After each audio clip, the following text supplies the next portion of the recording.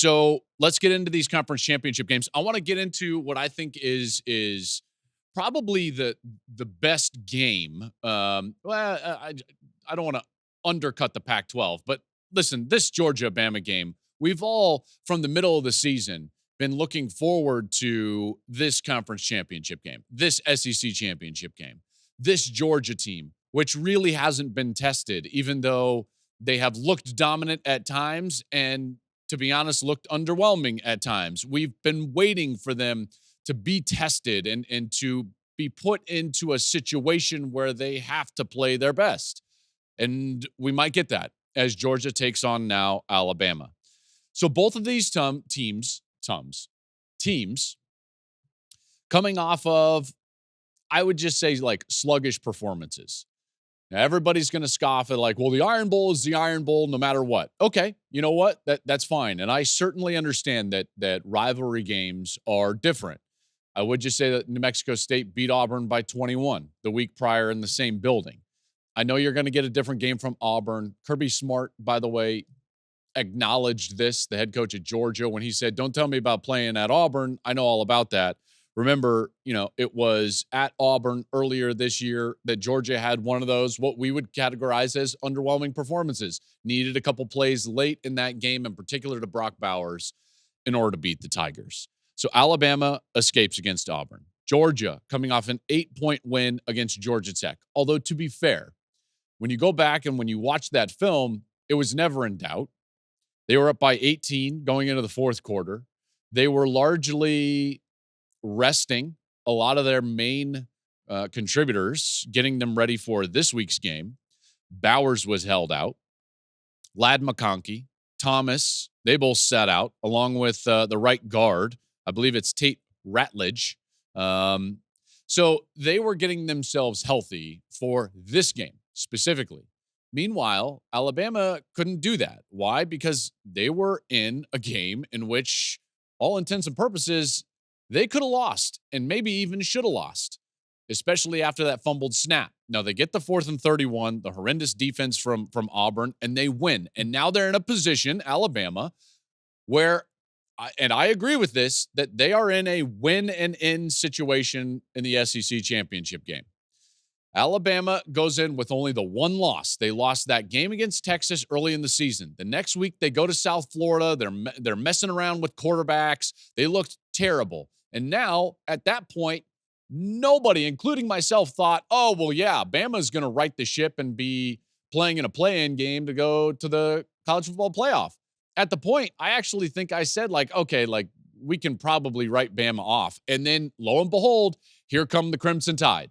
Here comes Nick Saban, figuring out a way, figuring out what they're strong at and how they're going to have successful, namely with their quarterback, who I think has played really well, Jalen Milroe. He's been outstanding. The throw to Isaiah Bond in the corner of the end zone on 4th down was an outstanding throw. It can't be too high or else it's out of bounds. It can't be too low or it's getting – and he's at like the 40.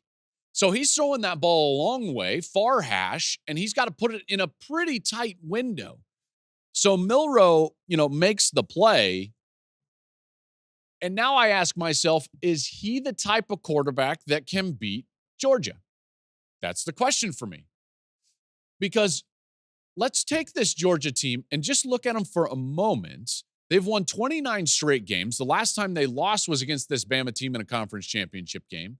One of the only other times that they were really threatened and you could say, like, probably should have or could have lost was Ohio State last year in the college football playoff. See, to me, both of those teams, Bama and Ohio State, they were very similar in the standpoint that they had elite passing games.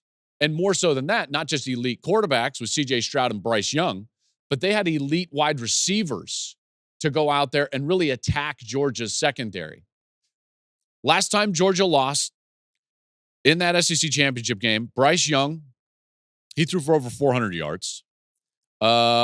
Jamison Williams, 184, 2 touchdowns. John Mechie, 6 for 97 and a touchdown.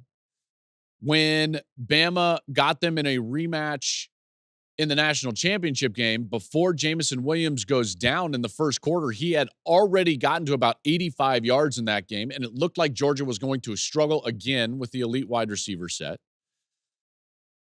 He goes down, Georgia wins. Mechie had already gone down, obviously, earlier, I believe, in that conference championship game. So now they were down both of those guys. Okay, now what happened at Ohio State? Well, when Marvin Harrison Jr. was on the field, and when they have Cade Stover on the field, and when they have a Mecca on that, like everybody's on the field, guess what?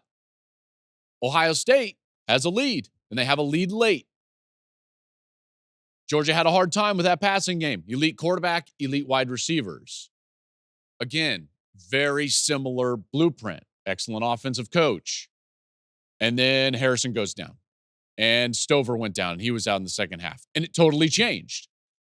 Okay, so now you have to ask yourself, does Alabama have that specific threat to go against this Georgia team? No is the right answer. No. Now, do you need that specific threat against this version of Georgia? I'm not sure.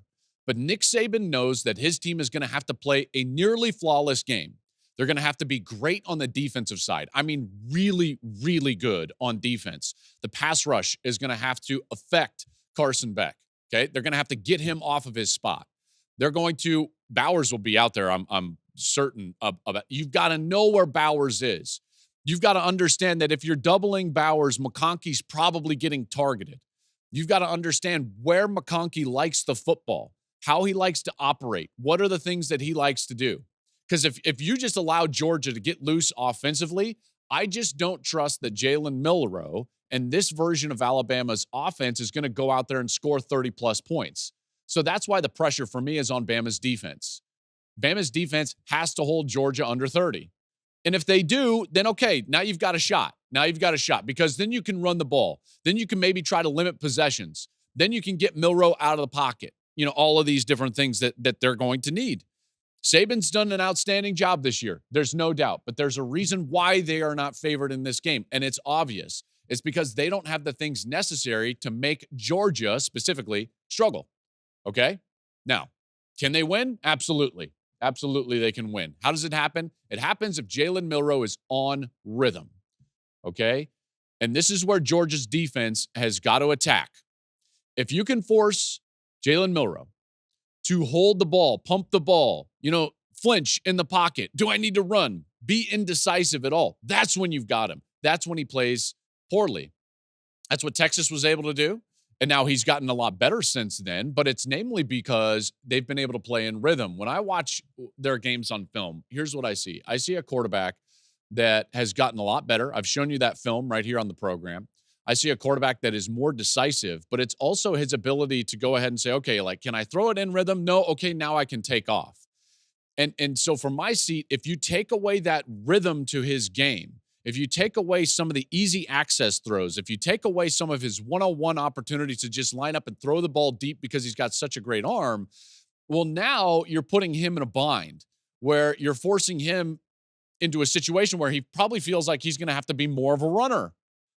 And if that happens, this plays right into the hands of the Georgia Bulldogs, right in the hands of the Georgia Bulldogs. Georgia is the better team, all right? They have a very good offensive line. They've got an offense that is versatile.